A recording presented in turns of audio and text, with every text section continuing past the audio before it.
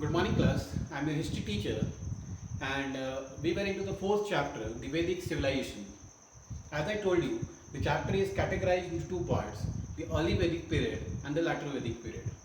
In the early Vedic period, we saw what was the contribution of early Vedic period, that is from 1000 BC to 1500 BC to 1000 BC. What was its contribution? And in the later Vedic period, the period is 1000 BC to 600 BC. So yesterday we stopped till the political life during the later Vedic period, and today we are going to see the social life during the later Vedic period. How was the social life? Means the heads that we are going to come, that we are going to see is the position of women. What was the position of women during the later Vedic period? How was the social division made? What were the religious policies or philosophies? Education system, how it was determined, and the contribution of literature, from where the sources of knowledge have begun up, from where we are getting the sources, from where we have been getting the knowledge, that is from the literary source. So what was the contribution of literature during the later Vedic period? So we'll begin with the social life. How was the family structure, who was the head of the family, and what was the position of women. Family, the power of the male head of the family increased. Male ancestors came to be worshipped, means a male dominant family was recognized. The contributions of male was given an upper hand. Women were respected, they were given a respect, but up to certain extent only. Basically in the religious matters, religious ceremonies, they were asked to contribute their efforts. But as a whole, it was a male dominant family. Position of women.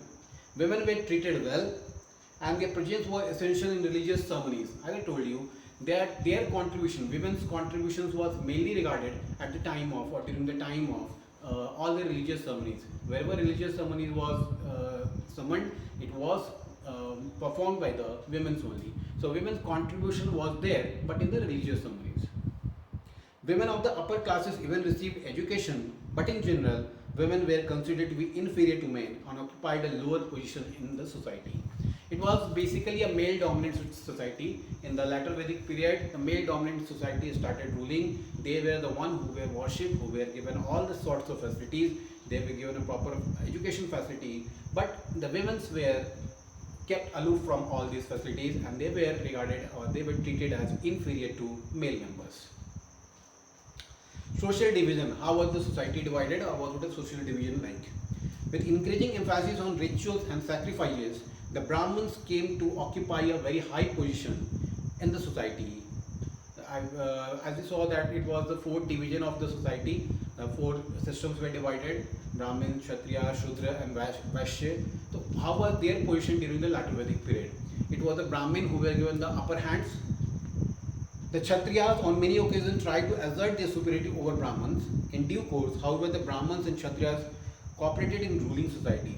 Now it was a 1920 war like, means sometimes the Kshatriyas were ahead, sometimes the Brahmins were ahead. But moreover, the conclusion comes out as that Brahmins ruled the society. They were the one who led the foundation, they were the one who actually guided the king, who actually directed the king, and the king followed them with full hope, with full belief. So it was basically a Brahmin society who actually ruled the society. And the second part, or the second hand, was given to Kshatriyas. In due course, however, the Brahmins and Kshatriyas cooperated in ruling society. Towards the end of the later Vedic period, many Vaishyas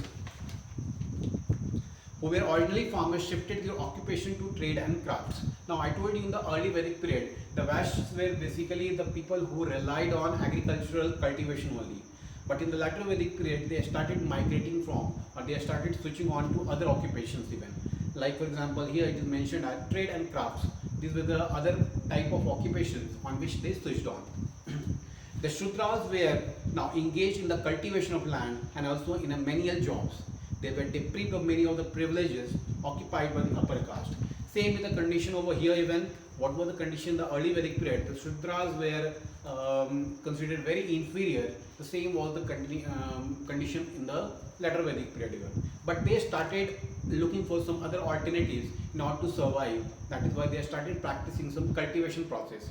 But they were regarded very inferior. They were seen with a negative aspect in the society. By the end of the later Vedic period, the caste system had become rigid and hereditary.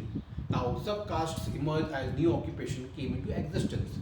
The caste system has an important hold in the society.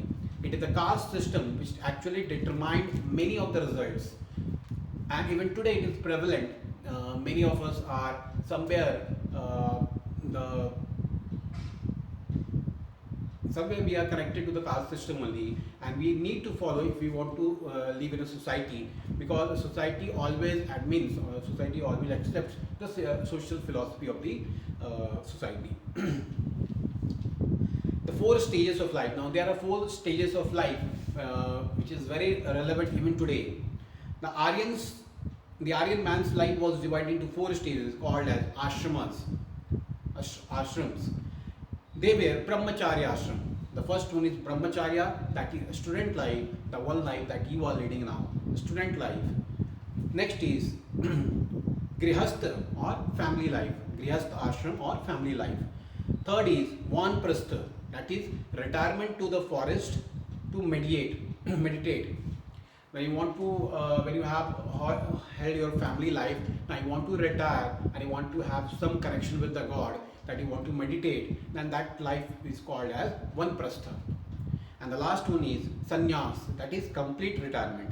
Now you do not have any attachment with this world, but you are moreover concerned with the world that you are going to be a part of after death. When you go to that place, you are making a connection from here only. So that is called as sannyas.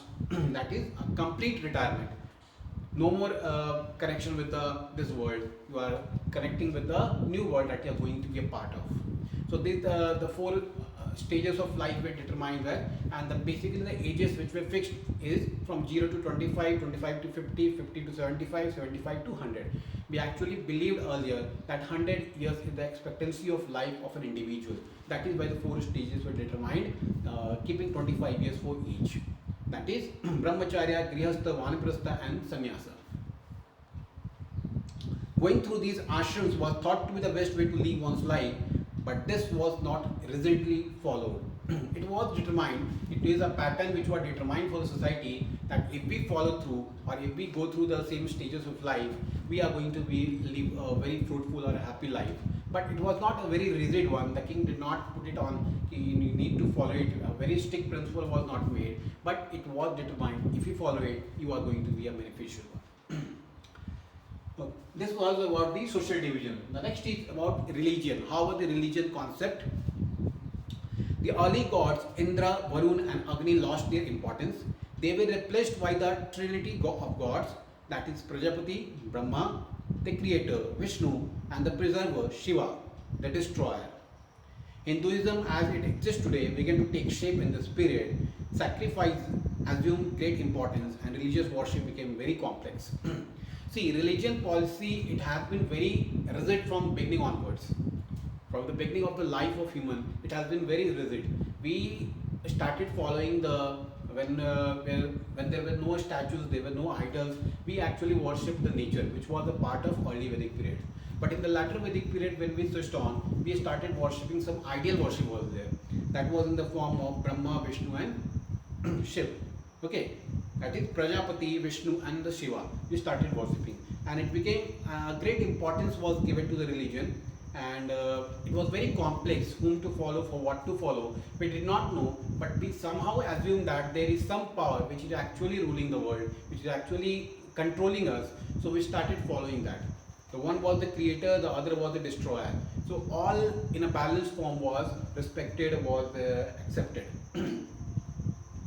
So this was about the religious policy. The next is about the education policy. What was the education system and how were the girls given the education and what were the differences? Girls received education at home. They were not asked to leave the home, but they received education at home. Whereas boys went out, like Gurukul system was there. They went to the Guru to receive the basic ammunitions of the life or basic skills of the war. They all learned it from the Guru who was in the ashram or Gurukul. Girls received education at home. A boy's student life began with the Upnayana or thread economy ceremony. After this, he was known as Divisa or twice born. Means there was a thread ceremony. Means like some thread was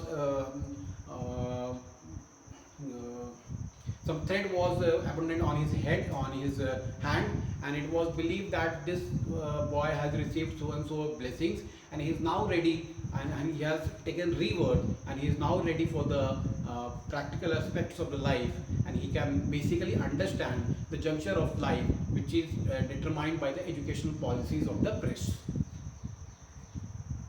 He went away to spend his brahmacharya in Gurukul.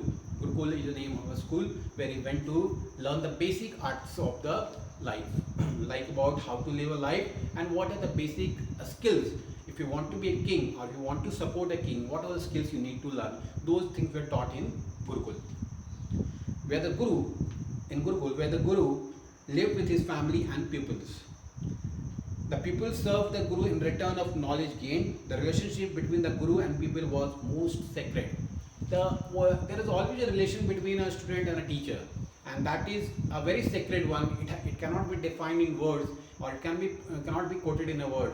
But what is there, that it is most pious, it is most sacred, which is understood by each, understood by both, without expressing.